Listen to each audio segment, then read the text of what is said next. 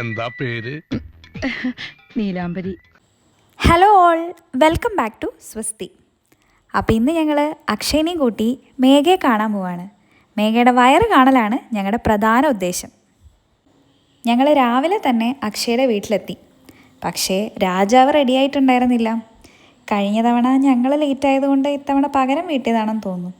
അങ്ങനെ അവൻ്റെ ചായയൊക്കെ കഴിയുന്നത് വരെ അവിടെ തന്നെ ഇരുന്നു. അത് കഴിഞ്ഞ് അങ്കിളിനോടും ആൻറ്റിയോടും ബായ് പറഞ്ഞ് ഞങ്ങൾ അവിടെ നിന്ന് ഇറങ്ങി. ഗർഭിണിയെ കാണാൻ പോകുമ്പം എന്തെങ്കിലും ഫുഡ് ഐറ്റംസ് കൊണ്ടുപോകണം എന്നാണല്ലോ നാട്ടു നടപ്പം. അങ്ങനെ എന്താ വാങ്ങുകയെന്ന് ആലോചിച്ചുകൊണ്ടിരുന്നപ്പോൾ ഒരു ഉത്തരം കിട്ടിയില്ല. അപ്പോൾ പിന്നെ മേഘനെ തന്നെ വിളിച്ചു ചോദിച്ചു അവൾക്ക് എന്താ കഴിക്കാൻ തോന്നുന്നത്. അങ്ങനെ അവൾ പറഞ്ഞതനുസരിച്ച് ഞങ്ങൾ സബർജല്ലിയും വാങ്ങി അങ്ങോട്ടേക്ക് പോയി. നിങ്ങൾക്ക് ഈ വഴി മനസ്സിലായോ? ഇതേതാ വഴിയെന്ന് താഴെ കമൻറ്റ് ചെയ്യണേ.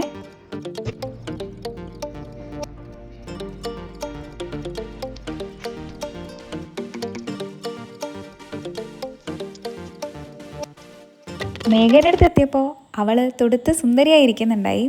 അവൾക്കിന്ന് വർക്കുണ്ട്. അതുകൊണ്ട് തന്നെ ഞങ്ങളും അവളുടെ കൂട്ടത്തിൽ റൂമിൽ കയറി ഇരിപ്പായി.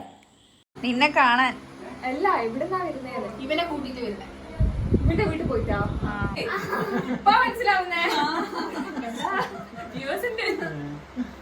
അതാണിത്. ഞങ്ങളവിടെ സംസാരിച്ചുകൊണ്ടിരുന്നപ്പോഴാണ് മേഘയുടെ മാമൻ റൂമിലേക്ക് വന്നത്. മാമനും അങ്ങനെ ഞങ്ങളുടെ കൂടെ ഇരുന്ന് കുറേ നേരം വർത്താനം പറഞ്ഞു.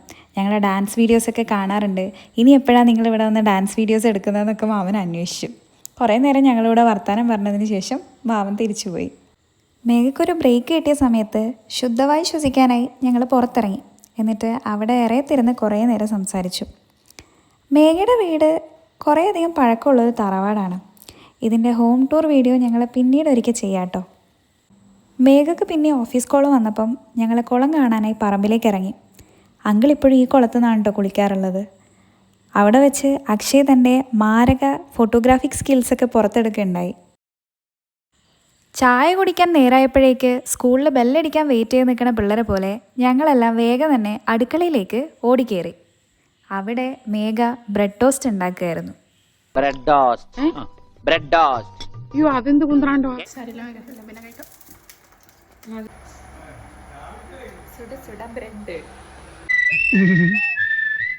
എന്താ പേര്? നീലാംബരി. നല്ല പേര്. അതെ, എന്തു ചെയ്യുന്നു?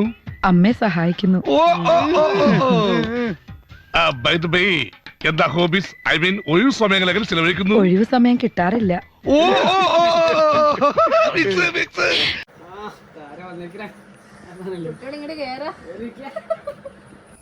അങ്ങനെ ചായയും കുടിച്ച് റെസ്റ്റ് എടുത്തോണ്ടിരിക്കുമ്പോഴാണ് മേഘ ആമസോണിൽ നിന്ന് ഓർഡർ ചെയ്തിട്ടുണ്ടായിരുന്ന കുറേ പ്രൊഡക്റ്റുകൾ വന്നത്. അപ്പോൾ പിന്നെ അത് അൺബോക്സ് ചെയ്യലായി അടുത്ത പരിപാടി.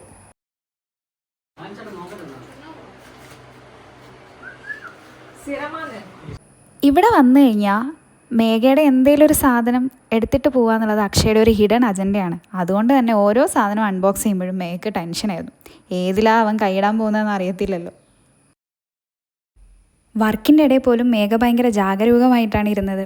അക്ഷയ് എന്തേലും എടുക്കുന്നുണ്ടോ, എന്തേലും അവളുടെ സാധനത്തിൽ കൈ വെക്കുന്നുണ്ടോ എന്നുള്ളതായിരുന്നു ഫുൾ ടൈം അവളുടെ കോൺസെൻട്രേഷൻ.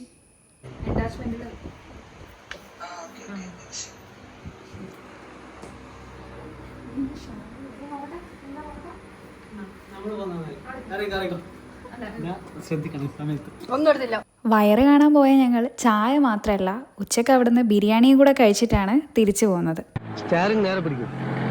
ഇതൊന്നും നേരെ പിടിക്കാൻ ആർക്കും വല്ലതും കൊടുക്കണം.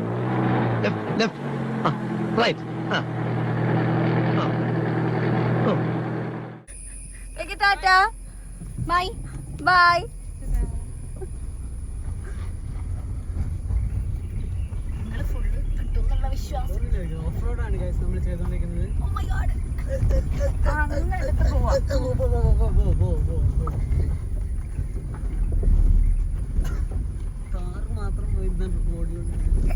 ഇപ്പോൾ പ്രോ ഡ്രൈവർ അത് റോട്ടിലെത്തിട്ടാ പറയാ.